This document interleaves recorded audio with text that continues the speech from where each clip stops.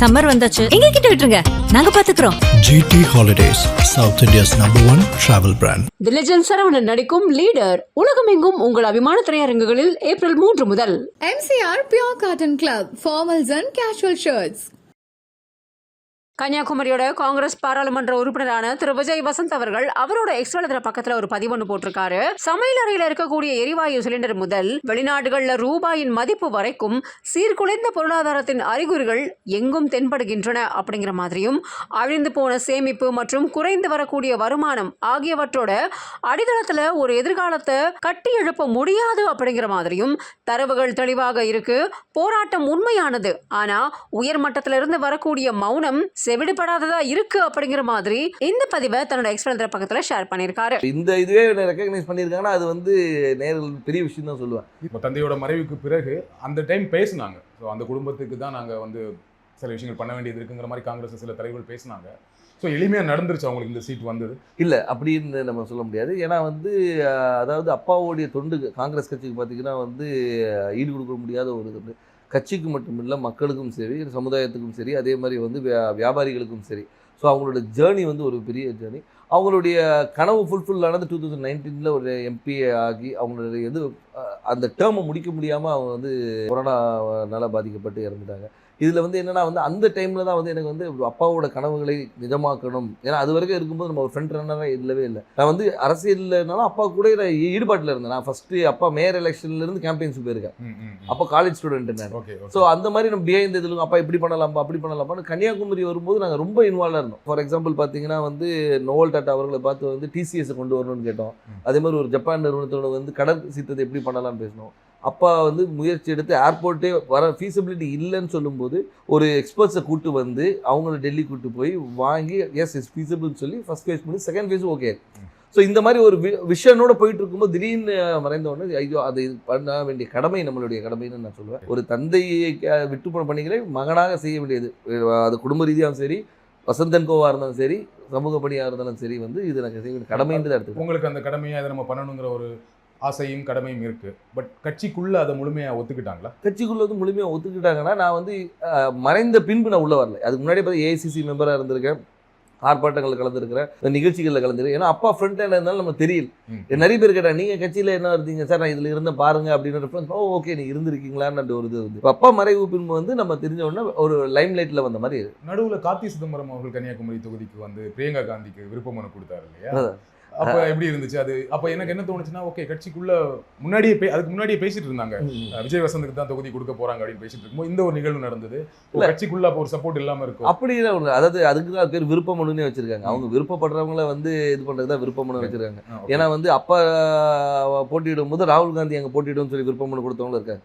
So அதனால அந்த விருப்பத்தை வந்து ஒரு அகில இந்திய தலைவர் நம்ம தொகுதியில் கன்னியாகுமரி வந்து காங்கிரஸோட கோட்டையாக இருந்த ஒரு இது, காமராஜர், குமரி அனந்தன் இவங்கெல்லாம் வெற்றி பெற்ற ஒரு இது, டென்னிஸ் எல்லாருமே வெற்றி பெற்ற ஒரு காங்கிரஸோட இதாக இருந்தனால அந்த ஒரு பலம் இருக்கிறதுனால வந்து பண்ணால் நல்லா இருக்கும்ன்ற ஒரு இது. இப்போ சீட் கொடுத்தாச்சு, எந்த அளவுக்கு நம்பிக்கையா இருக்கீங்க? ரொம்ப நம்பிக்கையா இருக்கு. மக்கள் என்ன ரெஸ்பான்ஸ் சொல்றாங்க? மக்கள் ரெஸ்பான்ஸ் ரொம்ப நல்லா இருக்கு, ரொம்ப நல்லா இருக்கு. அதே மாதிரி என்னன்னா வந்து ஆதரவும், அதாவது வந்து முதற்கண் வந்து கட்சியோடைய ஸ்ட்ரென்த்தும் இந்த எங்களுடைய கூட்டணியோடைய பலமும், அதுபோல் அப்பா விட்டு சென்ற பணிகளும், அதுபோல் ராகுல் காந்தி அவர்களுடைய வருகை, அது வந்து அந்த கரெக்டாக அந்த மார்ச் 1 வந்தது வந்து ஒரு பெரிய எழுச்சியை கொடுத்தது. எங்கள் தொண்டர்கள் மத்தியிலும் சரி, பொதுமக்கள் மத்தியிலும் ஓகே நம்ம ஊர் வந்திருக்காங்க, அவர் பண்ண, அதாவது ஒரு தலைவராக வராமல் ஒரு தொண்டனாகவும் சராசரி மனிதனாக வந்தார். இப்போ நீங்கள் வந்து எல்லா தலைவரும் வராங்க, மீட்டிங் போகிறாங்க, அப்படி இல்லாமல் ரோட்டில் ஒரு டீ கடையில் நின்று ஒரு பையனை கூப்பிட்டு பேசி அவங்ககிட்ட ரன்னிங் இன்ட்ரெஸ்ட் இல்லைன்னா ஷூஸ் இருக்கா இல்லைன்னா ஷூஸ் வாங்கி கொடுத்து அனுப்புகிறேன். ஸோ இந்த மாதிரி ஒரு இதுக்கு பர்சனல் கனெக்ட், திடீர்னு போய்ட்டு ஸ்கூலில் போய் தண்டனை எடுக்கிறாரு, இன்ட்ராக்ட் பண்ணுற ஸ்டூடெண்ட்ஸோட. அதே மாதிரி பார்த்தா இது முந்தின இதில் பார்த்தா நெசவாளிகளும் சரி, விவசாயிகள் இன்ட்ராக்ஷன், மீனவர், அந்த மாதிரி எல்லாரோட கனெக்ட் பண்ணும்போது வந்து நம்மளோட ஒருத்தர் அவர் அப்படின்ற ஒரு அஃபினிட்டி வருது. அது போக மட்டும் இல்லாமல் இப்போ ஆளுகின்ற பிஜேபி அரசு மீது உள்ள எதிர்ப்பும் அதிருப்தியும் கூட ஒரு பெரிய பலமாக இருக்கும். கன்னியாகுமரியில் பிஜேபிக்கு கொஞ்சம் ஸ்ட்ராங் இல்லையா? பொன்னார் அவர்கள் ரொம்ப ஸ்ட்ராங்கான கேண்டிடேட் தான் இல்லையா? அதை மறக்க முடியாது. கண்டிப்பாக அதை நம்ம மறுக்க முடியாது. நம்ம வந்து அதாவது பிஜேபி தரப்பில் திரு பொன் ராதாகிருஷ்ணன் அவர்கள் வந்து ஒரு 2 முறை எம்பியாக இருந்தவர் தான், ஒரு பெரிய வேட்பாளர். ஆனாலும் எங்களுடைய கூட்டணி, அதாவது எங்கள் திமுக சார்ந்த கூட்டணி வந்து மிக பலமான கூட்டணி சொல்லலாம். அது வந்து திமுக மட்டும் இல்லாமல் எங்களை சார்ந்து இருந்த மதிமுக, அதுக்கு ஒரு விடுதலை சிறுத்தைகள், அதுக்கு ஒரு முஸ்லீம் லீக், அதுக்கப்புறம் மனிதநேய மக்கள் கட்சி, இது எல்லாமே பார்த்திங்கன்னா வந்து எங்களுடைய ஒவ்வொரு பேஸையும் கவர் பண்ணுது. அதாவது ஒரு முஸ்லீம்ஸ் கவர் பண்ணுது, திமுகவோட ஸ்ட்ராங் ஹோல்டு, மதிமுகவோட ஸ்ட்ராங் ஹோல்டு, அந்த மாதிரி வந்து எல்லா பாக்கெட்டும் கவர் பண்ணி எங்களோட ஸ்ட்ரென்த்தை வந்து நான் இன்னும் மொபிலைஸ் பண்ணி வச்சுருக்கோம். ஸோ இப்போ பார்த்தீங்கன்னா வந்து இது வந்து எங்களுடைய ஷுவர் ஷாட் விக்ட்ரின்னு சொல்லணும். ஸோ உங்கள் கூட்டணியோட ரொம்ப ஸ்ட்ராங்காக இருக்குது, அந்த கூட்டணியை ஒரு பெரிய வெற்றி தேடித்தரும்னு சொல்கிறீங்க. கண்டிப்பாக திரு வசந்தகுமார் அவர்களுக்கு கன்னியாகுமரி தொகுதி மக்கள் வாக்களித்தாங்க. ஏன் விஜய் வசந்த் அவர்களுக்கு வாக்களிக்கணும்? ஏன் உங்களுக்கு வாக்களிக்கணும்? அதான் வசந்தகுமார் அவர்களுக்கு வாக்களித்தனால விஜய் வசந்துக்கு வாக்களிக்கணும்னு நான் சொல்ல வரல. ஆனால் ஒரு காங்கிரஸ் வேட்பாளராகவும் அதே மட்டுமல்ல வசந்தகுமார் அவர்கள் வந்து இந்த மக்களுக்கும் கன்னியாகுமரி மக்களுக்கும் பல துண்டுகளை செஞ்சுருக்காங்க. அது விட்டு போன பணிகளை வந்து அவர் மகன் செய்வார் என்ற ஒரு நம்பிக்கை அவங்களுக்கு இருக்குது. அது மட்டும் இல்லாமல் வந்து நான் வந்து ஒரு வாரிசாக வந்து நேராக போயிட்டு வந்து நான் நேராக டெல்லியில் இங்கேயும் போய் வரல. அடுத்த நாளே மக்களை சந்தித்தேன், மக்களோட இருந்தேன், எல்லா நிகழ்ச்சிகளை கலந்து கொண்டு எல்லாரோட நிறை குறைகளை கேட்டுட்ருக்கோம், மக்களாக இருந்தோம். அது ஏன்னா எடுத்தவொன்னே அக்செப்ட் பண்ணிக்க மாட்டாங்க. கேட்குற கேள்விக்கு தான் சொல்கிறேன், அதை அக்செப்ட் பண்ண வைக்கிறதுக்கு நான் ஒர்க் பண்ணேன். ஸோ அதனால் வந்து அப்பாவுடைய இடத்தை வந்து மகன் வந்து நிரப்பார் என்ற நம்பிக்கையை அவங்களுக்கு கொடுத்தேன். அந்த நம்பிக்கையை வந்து எல்லார் மேலேயும் பெருசாகவே இருக்குது. அதனால் வெற்றி வாய்ப்பு ரொம்ப நல்லா இருக்குது. குமரி மாவட்டத்தில் வரீங்க, ரொம்ப படித்த மாவட்டம், ஆனால் அங்கே நிறைய பிரச்சனைகளும் இருக்குது. அதை கரெக்டாக ஐடென்டிஃபை பண்ணியிருக்கீங்களா? என்னென்ன திட்டங்கள் வச்சுருக்கீங்க? கண்டிப்பாக. அதாவது வந்து நீங்கள் கன்னியாகுமரியை பொறுத்த வரைக்கும் பார்த்தீங்கன்னா வந்து இந்த மிக்ஸ் ஆஃப் ஆல்னு சொல்லலாம்.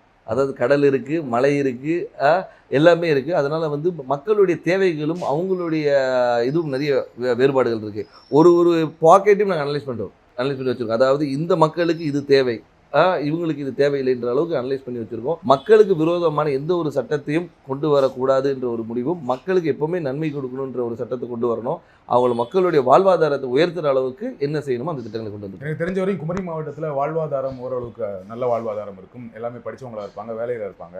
ஆனால் என்னென்னா அங்கே என்ன வேலை கிடைக்குன்னா, ஒன்று படித்து முடித்தா டீச்சர், பெண்களாக இருந்தால் நர்ஸு, அப்படி இல்லைன்னா இப்போ ஒரு சமீப 10 வருடங்களாக சாஃப்ட்வேர் இன்ஜினியர் நிறைய பேர் வந்து சென்னையில் வேலை பார்க்குறாங்க, ஃபாரின் போவாங்க, கப்பல் போவாங்க, இந்த மாதிரி வேலை செய்வாங்களே தவிர மாவட்டத்துக்குள்ள வேற என்ன வேலை வாய்ப்புனா எதுவுமே பெருசாக கிடையாது. ஃபேக்ட்ரிஸ் கிடையாது, சாஃப்ட்வேர் கம்பெனிஸ் கிடையாது. அப்போ அதற்கான திட்டங்கள் என்ன?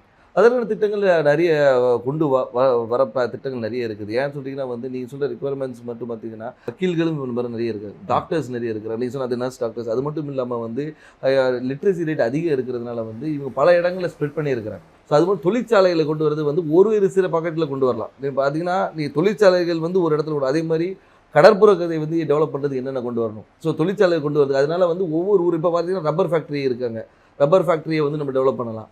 ஸோ வந்து அது மாதிரி தொழிற்சாலை நிறைய இருக்குது. அதே மாதிரி வேலை வாய்ப்பு திட்டங்களும் நிறைய கொண்டு வரலாம். நம்ம என்னென்னா நம்ம மக்கள் என்னென்னா இங்கே இருக்கிற மக்கள் எல்லாமே பாதி பேர் வெளியே தான் இருக்கிறாங்க. இப்போ இந்த கொரோனால தான் நமக்கு தெரிஞ்சு பாதி பேர் ஊரில் இருக்கும், இவ்வளோ பேர் வந்து நம்ம ஊரை சார்ந்தவங்க இந்த தமிழ்நாடு முழுக்க இருக்காங்க தெரியும். சம்மர் வந்தாச்சு, எங்க கிட்ட விட்டுருங்க, நாங்க பாத்துக்கிறோம். GT Holidays, South India's #1 travel brand. தி லெஜெண்ட் சரவணன் நடிக்கும் லீடர் உலகமெங்கும் உங்கள் அபிமான திரையரங்குகளில் ஏப்ரல் 3 முதல். MCR Pure Cotton Club, formals and casual shirts.